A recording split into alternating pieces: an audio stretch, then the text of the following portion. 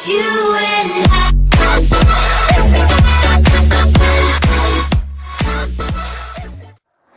Bonjour et bienvenue dans Une vie idéale, je m'appelle Farah.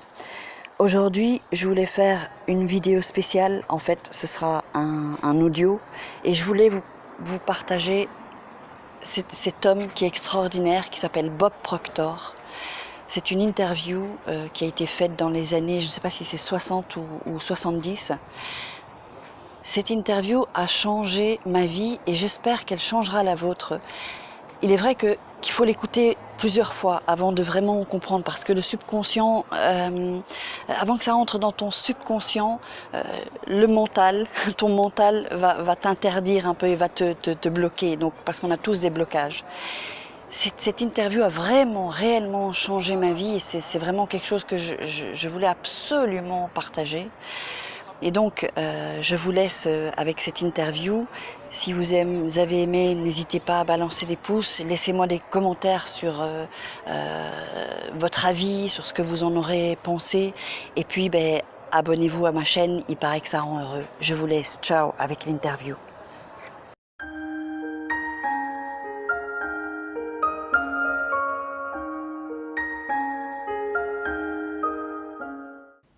Vous avez dit que quand vous alliez à des conférences, c'était parce que vous vouliez en apprendre davantage au sujet de vous-même. De mon expérience, les gens vont à des conférences, et notamment des conférences de développement personnel, pour trouver une réponse. Ils se disent « Qu'existe-t-il ici que je puisse apprendre afin d'avoir plus de succès ?» Mais ce n'était pas ce que vous faisiez, n'est-ce pas ? Non, pour moi c'était différent.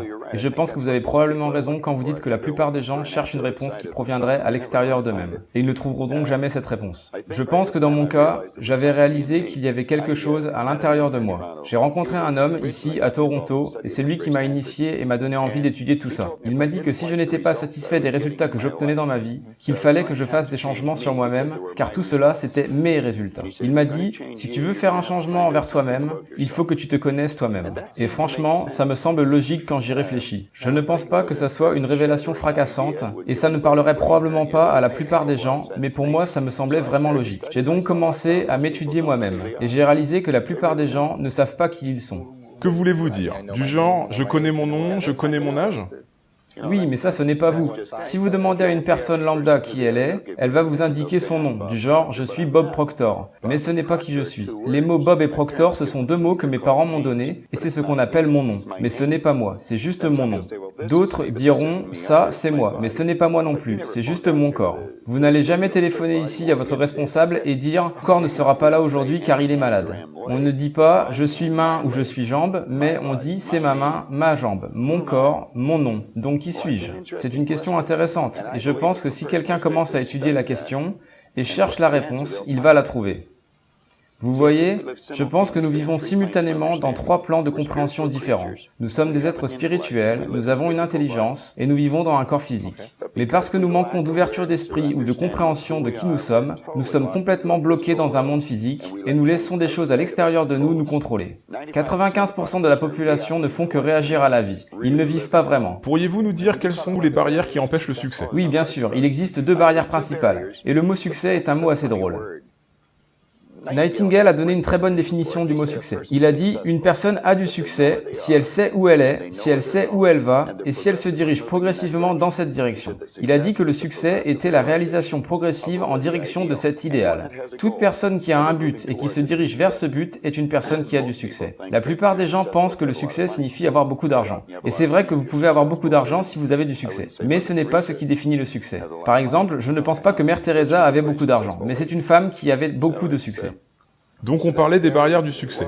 Oui, il y en a plusieurs. Je pense qu'il existe deux barrières. La première, c'est notre conditionnement, le conditionnement qui a pris place dans notre subconscient depuis la plus tendre enfance. La seule chose que nous pouvons faire, c'est d'agir et de parler de la même façon que les gens qui nous entourent. C'est pour cette raison qu'on a appris le langage qu'on connaît. Mais s'il y avait 10 langages différents dans notre maison, nous aurions appris ces 10 langages sans aucune difficulté. Nous n'utilisons qu'une seule langue, c'est donc la seule que nous avons appris. Puis nous grandissons et nous nous disons « Oh, je pourrais apprendre une autre langue ». Nous pourrions en apprendre 100 autres si nous le voulions. On peut tout faire, mais je pense que nous avons un conditionnement très puissant et généralement il est basé sur de mauvaises croyances. Ça, c'était pour la barrière qui se trouve à l'intérieur de nous. La barrière extérieure, c'est notre environnement. Nous avons pour habitude de nous comporter de la même façon que tous les gens autour de nous Et quand vous y réfléchissez, ce comportement est très parlant, car si vous étudiez les statistiques, 95% des gens passent toute leur vie sans réellement vivre la vie dont ils auraient aimé vivre. Savez-vous que 95% de la population dans ce pays, disons même en Amérique du Nord, qui est le continent le plus riche de toute l'histoire du monde, ces gens travaillent de façon productive pendant disons 40 ans sur leurs 65 ans d'âge, et au final, ils n'ont quasiment plus d'argent. Il y a forcément quelque chose qui ne tourne pas rond. Seulement 5% des gens réussissent à être dans une situation financière confortable ou financièrement indépendant. Êtes-vous en train d'essayer de nous faire déprimer? Évidemment que non. D'ailleurs, je trouve que c'est une idée très excitante, car l'idée qui se cache derrière ça, c'est que tout le monde peut gagner. Vraiment tout le monde. Et si nous commençons à étudier les statistiques, je pense que nous pouvons tous conclure qu'il faudrait mieux que chacun réfléchisse de lui-même plutôt que de suivre tout le monde. La plupart des gens trouvent un travail, puis ils regardent autour d'eux et voient que tout le monde font leur travail, alors ils font de la même façon. Ils devraient s'arrêter un instant et se poser la question, n'existerait-il pas une meilleure façon de procéder? Ne devons-nous pas nous adapter au système afin de ne pas nous démarquer, par risque de perdre notre travail, de nous faire virer ou de faire des vagues? C'est exactement ça. Les gens suivent les règles, du genre prenez un numéro et faites comme tout le monde autour de vous. Ça pourrait être intéressant de faire ça dans le royaume des animaux, mais les humains ne sont pas censés vivre de cette façon. Je pense que nous devons faire quelques vagues. Nous devons peut-être nous démarquer, être différents. Non pas pour le prétexte d'être différents, mais parce que nous sommes vraiment différents. Nous pensons tous de façon différente. Et je pense que nous devrions commencer à penser et à dessiner dans notre esprit les images de ce que nous aimerions faire, et ensuite de s'y atteler et de le faire. Emerson l'a fait, Edison l'a fait, Marconi l'a fait, Samuel Morse l'a fait, Buckminster Fuller l'a fait. On pourrait continuer cette liste pendant longtemps. Ils étaient différents, ils se sont démarqués et ils ont fait quelques vagues. D'accord. Vous avez dit que vous avez commencé en faisant des recherches sur vous-même afin d'en découvrir plus au sujet de vous-même. Et puis vous avez trouvé le succès en cours de route, c'est ça? Eh bien, je n'ai pas commencé comme ça au début. J'ai déjà commencé à chercher faire beaucoup d'argent, car je pensais qu'avec beaucoup d'argent, ça allait régler tous mes problèmes, et je me suis rendu compte qu'en réalité, ce n'était pas le cas. Et plus j'ai eu d'argent, plus j'avais l'impression d'avoir de problèmes. Après avoir étudié tout ça pendant plusieurs années, je me suis rendu compte que pour obtenir les vraies réponses, vous devez en savoir un peu plus sur vous-même. Et je ne pense pas qu'il soit nécessaire de grimper l'Himalaya pour devenir une sorte de gourou pour y parvenir. D'accord. Qu'avez-vous fait pour en apprendre plus sur vous-même? Vous avez dit que vous êtes allé à des séminaires. Oui, je suis allé à des séminaires. Je voulais écouter les différents intervenants qui pourraient m'enseigner des choses concernant l'esprit. Je pense que nous pouvons trouver la réponse dans notre esprit si nous commençons à étudier l'esprit, et si nous essayons de comprendre notre esprit. D'accord. Laissez-moi revenir à votre cas. Qu'avez-vous appris au sujet de Bob Proctor pendant cette période? Eh bien, j'ai appris que vous ne verrez jamais la plus grande partie de moi, car elle est de type non physique. Et ce que vous voyez ici en tant que corps physique n'est rien de plus que la manifestation physique de la part la plus haute de ma personnalité. Et bien sûr, ceci est aussi vrai pour vous, pour la personne assise derrière la caméra et pour tout le monde. Ce qu'il faut étudier, je pense, c'est la façon dont cette partie non physique de mon esprit fonctionne. Que se passe-t-il quand je réfléchis? D'où mes pensées proviennent? Comment avons-nous fait pour créer cette chaise? Quelqu'un a dû y penser. Les pensées sont partout. Et nous mettons les pensées dans notre esprit et nous faisons des images dans notre esprit. Ce qu'il faut comprendre, c'est que c'est une partie non physique de nous qui s'occupe de tout ça. Si je peux créer l'image de quelque chose dans mon esprit, je suis tout à fait capable de créer une copie conforme de cette idée dans mon monde physique. Donc si je crée une image de moi-même en tant que personne heureuse et relaxée, alors je peux vivre de cette façon. Si je crée une image de moi en tant que prospère, alors je peux devenir prospère. Donc si nous pensons à la richesse, nous devenons riches. Absolument. Mais nous sommes déjà riches, nous sommes juste à court d'argent. Ok, donc pour ceux parmi nous qui voudraient gagner plus d'argent, ou avoir plus de bonheur, ou peu importe la façon dont nous voyons le succès, pour ceux qui veulent atteindre des objectifs qui se sont fixés, nous devons donc en premier faire quoi?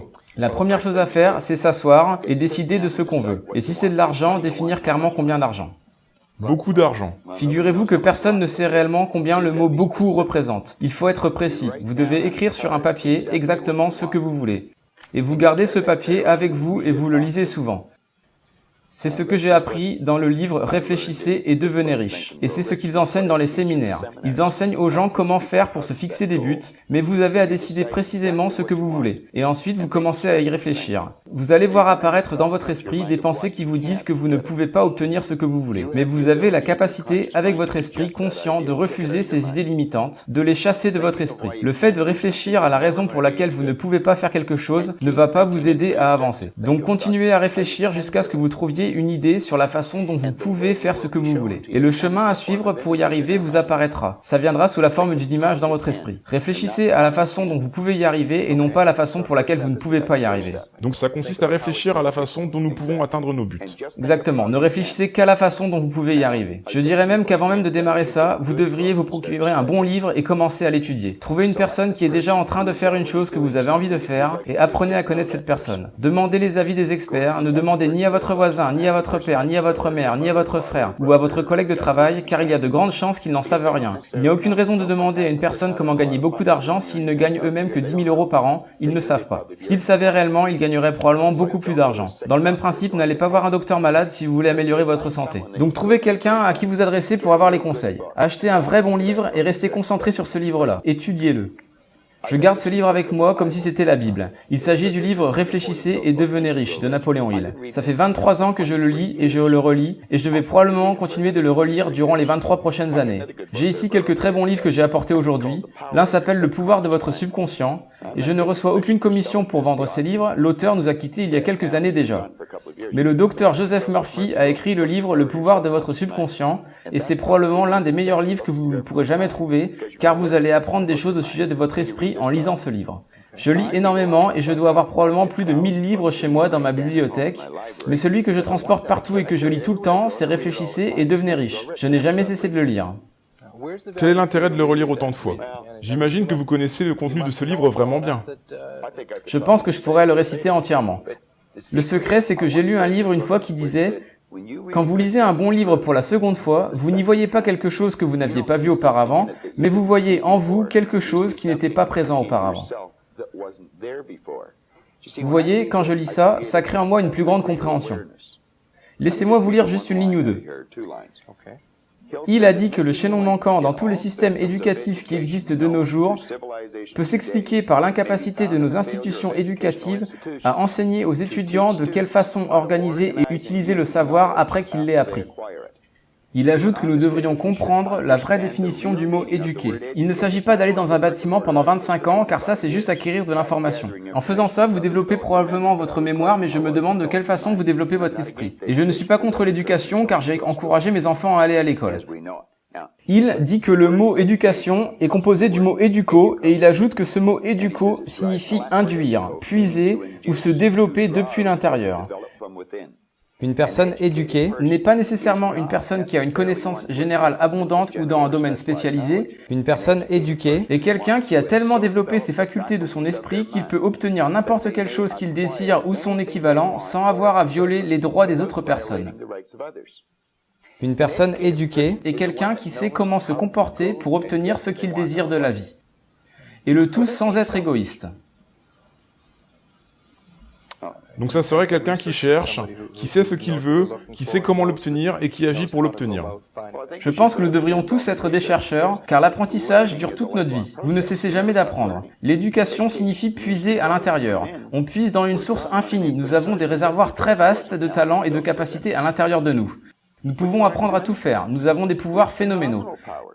Si nous utilisions notre corps de la même façon que nous utilisons notre esprit, nous ne bougerions probablement que le petit doigt. Donc nous n'utilisons pas suffisamment notre esprit? C'est évident que non, mais personne ne nous a appris à comment le faire. Les enfants à l'école devraient apprendre tout ça bien avant que l'école commence. Ils devraient s'asseoir et on devrait leur donner un carnet de notes vierges et leur faire visualiser les notes qu'ils veulent avoir, les écrire sur leur propre carnet de notes, et cela bien avant que l'école commence, ou pendant la première semaine de cours. Et ensuite, le professeur devrait dire « Maintenant, je veux juste que tu te concentres sur comment faire pour obtenir ces notes, et je ne veux pas que tu penses que tu ne puisses pas les obtenir. Je veux que tu trouves la démarche adaptée afin que tu les obtiennes. » Bien sûr, certaines personnes diront que ce n'est pas une méthode réaliste, mais c'est une méthode très réaliste. Ça s'appuie sur les principes du succès qui remontent à 6000 ans d'histoire. C'est de cette façon que tout a été accompli. Ne serait-ce pas une idée un peu folle, un souhait aberrant ou un doux rêve? Non, c'est là d'où provient toute notre grandeur. Notre grandeur vient de notre imaginaire. Je suppose que quand Edison a pensé la première fois à une ampoule de lumière, c'était un fantasme. Mais il a continué son fantasme, il en a fait une théorie, puis il en a fait une image et enfin il en a fait une réalité. Je me rappelle que quand j'étais enfant, c'était un fantasme de penser qu'on irait sur la Lune. On y allait avec des voitures et on a joué au golf là-bas. Vous avez évoqué l'attitude comme étant parmi les principes du succès.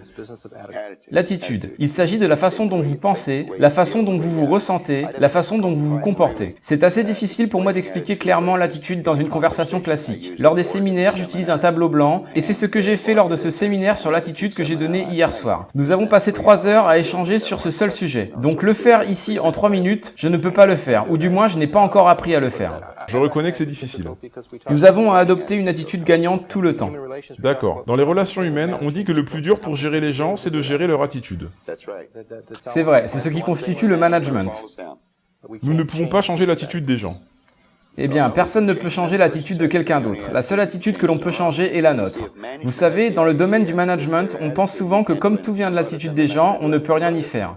Mais si les managers arrivaient à la conclusion que oui, il s'agit de l'attitude, et qu'on décidait d'apprendre de nouvelles choses aux gens sur leur attitude, il suffirait de leur enseigner des choses au sujet d'eux-mêmes, de leur faire prendre conscience qu'ils ont de la valeur, qu'ils ont de la richesse, qu'ils sont la plus grande ressource de l'entreprise. Les entreprises dépensent environ 65% de chaque dollar gagné pour payer les salaires et les bénéfices des employés. Et pourtant, les dirigeants en savent moins sur leurs employés que sur n'importe quel autre sujet. Ils en savent plus au sujet des gadgets et des trucs inutiles que ce qu'ils savent au sujet des gens. Donc vous suggérez que nous développions une attitude gagnante. Pouvez-vous définir ce qu'est une attitude gagnante ? Eh bien, laissez-moi faire une digression pendant quelques secondes. Tout l'univers fonctionne sur des lois. Il existe une loi appelée la loi des opposés, également appelée loi des polarités. Chaque chose a son opposé. Il y a le côté droit, le côté gauche, il y a devant, derrière, haut, bas, chaud, froid, positif, négatif, yin, yang. Vous savez, vous pouvez penser de façon négative ou penser de façon positive, mais vous ne pouvez pas penser les deux en même temps. Vous ne pouvez que penser d'une façon à la fois. Et nous devons entraîner notre esprit à penser ou à chercher ce qui est positif ou les choses qui sont bonnes. Il y a du bon dans toute chose. Il n'existe rien qui soit 100% mauvais. Et dans le cas d'une crevaison ou d'une panne, il y a quelque chose de bon dans cela. Il y a toujours quelque chose de bon dans tout sujet. Vous aurez peut-être à chercher pour trouver ce qui est bon, mais il y a quelque chose de positif dans toute chose. Il doit y avoir du positif et du négatif dans toute chose afin que cette chose puisse exister. Il existe une loi qui a engendré cela, et la science a pu l'expliquer. À partir du moment où l'on comprend qu'il existe cette loi des opposés, qu'il y a des pensées négatives et des pensées positives, lorsque ce flux d'énergie se répond dans notre esprit, nous décidons la façon dont nous allons penser. Les personnes qui sont au chômage peuvent décider de penser « je ne peux pas trouver un travail » ou ils peuvent décider de penser « je peux trouver un travail ». S'ils pensent qu'ils vont en trouver un, alors ils vont commencer à attirer vers eux un flux de pensées pour les aider à trouver une solution pour trouver du travail. Vous devez vraiment comprendre la façon dont notre esprit conscient et notre esprit inconscient fonctionnent en rapport avec notre corps et notre monde physique afin de comprendre quelle attitude adopter. L'attitude devrait être une matière enseignée à l'école bien avant la lecture, l'écriture, l'arithmétique ou quoi que ce soit d'autre. Car c'est l'attitude d'une personne qui va déterminer quelle note elle obtient. D'accord. Et peut-être que l'on peut lier ce sujet de l'attitude avec le business de l'image de soi-même dont vous avez parlé. Eh bien, quand nous avons parlé des principes qui mènent au succès, et je disais qu'il faut avoir une attitude gagnante, il faut que vous fixiez des objectifs, puis vous devez travailler sur votre image de vous-même. Concernant la façon dont nous construisons les images dans notre esprit, le docteur Maxwell Maltz a découvert le concept de l'image de soi, et il l'a décrit de la façon dont nous le connaissons aujourd'hui. C'était en 1960. Il était chirurgien esthétique. Et il a réalisé qu'en opérant des gens, il pouvait par exemple leur enlever une vilaine cicatrice sur le visage. Et il a remarqué que parfois, après avoir enlevé la cicatrice ou par exemple refait le nez, il y avait un grand changement psychologique qui avait lieu chez le patient. Ça peut être ou non interprété comme cela, mais le patient pouvait devenir glorieux ou sociable. Et il a conclu que nous devons avoir deux images de nous-mêmes, une image extérieure et une image intérieure de nous-mêmes. Il a alors étudié ce sujet et a écrit un superbe livre qui s'appelle Psycho-Cybernetics. Le terme psycho voulant dire l'esprit, et la cybernétique, c'est la science du contrôle et de la communication. Il parle donc de ça et il explique comment chacun d'entre nous a une image d'eux-mêmes dans leur esprit. C'est ce qu'on appelle l'image de soi. Trop de gens ne savent pas grand-chose au sujet d'eux-mêmes, donc ils ne développent pas une bonne image d'eux-mêmes. Et vous pouvez souvent voir des gens qui sont timides, qui restent à l'écart, qui ne vous regardent pas dans les yeux, qui regardent par terre ou en hauteur. Ces gens ne vont jamais essayer de faire quoi que ce soit qui pourrait avoir un grand impact, car ils pensent qu'ils en sont incapables. Ils ont une piètre image d'eux-mêmes. Et donc c'est en partie car à l'école on nous a dit que nous ne pouvons pas faire quelque chose de bien, qu'on échoue ici ou là, qu'on a des mauvaises notes, etc. Oui. Je pense que le principe du test du QI ne nous a vraiment pas rendu service. Avec mes respects, mais comme c'est vous qui évoquez le sujet de l'école, Alfred Binet, le Français qui a inventé le test du QI lors du siècle dernier, et nous l'avons ramené de Stanford jusqu'à chez nous, et cela teste l'intellect d'une personne puis ça les étiquette en tant que bon parti ou intelligent, mais ce n'est pas vrai. Nous pouvons changer le QI de quelqu'un en changeant l'image d'eux-mêmes. Mais en effet, si on nous dit que nous ne sommes pas bons, ou la phrase classique « tu es comme ton père », ou « tu es un idiot », ou « tu n'y arriveras jamais »,« tu ne vas pas à l'école »,« tu ne peux pas réussir », tout ça c'est faux. On peut tout réussir à faire. Nous devrions encourager un enfant, lui donner un coup de pouce plutôt qu'une gifle. Donc que pouvons-nous faire? Dans une certaine mesure, la plupart d'entre nous avons des difficultés avec le principe de l'image de soi-même. Est-ce juste de dire ça? Nous avons tous une image de nous-mêmes. Diriez-vous que la plupart d'entre nous avons une image négative de nous-mêmes généralement? Disons que nous pouvons tous améliorer l'image de nous-mêmes. Peu importe si votre image est déjà bonne, vous pouvez encore l'améliorer. Comment faire pour l'améliorer? Donnez-moi un exemple précis. Comment faire en sorte de créer une image de soi qui soit plus positive? Une fois de plus, il nous faudrait un séminaire d'une journée complète. Mais si je devais vous donner juste une astuce très simple, la voilà. Il faut que la personne s'assoie et crée un état de relaxation totale dans son corps. Et ensuite commence à visualiser dans leur esprit afin de se voir de la façon dont elle a envie de se voir. J'imagine que ça peut nécessiter un peu d'entraînement, je veux dire afin d'avoir une idée de comment nous voulons nous voir. Peut-être qu'on ne sait même pas de quelle façon nous voulons nous voir. Pensez à quelque chose de précis. Quelqu'un qu'on admire peut-être? Par exemple, oui. Ou un endroit où nous voudrions nous voir dans quelques années? Visualisez la façon dont vous voudriez vivre votre vie. Imaginez-vous en vivant déjà cette vie. Il faut que vous compreniez que c'est une image dans votre esprit. Quand vous ouvrez un livre, le livre n'est rien d'autre qu'une image que l'auteur a décrite à travers des mots. On a demandé une fois au grand artiste Van Gogh comment il faisait pour réaliser des choses si belles. Il a répondu « Je rêve mes peintures et ensuite je peins mes rêves ». Il obtient l'image dans son esprit et ensuite il la peint sur un mur ou un tableau. Reprenons. Nous nous relaxons et nous construisons l'image dans notre tête sur la façon dont nous aimerions nous voir.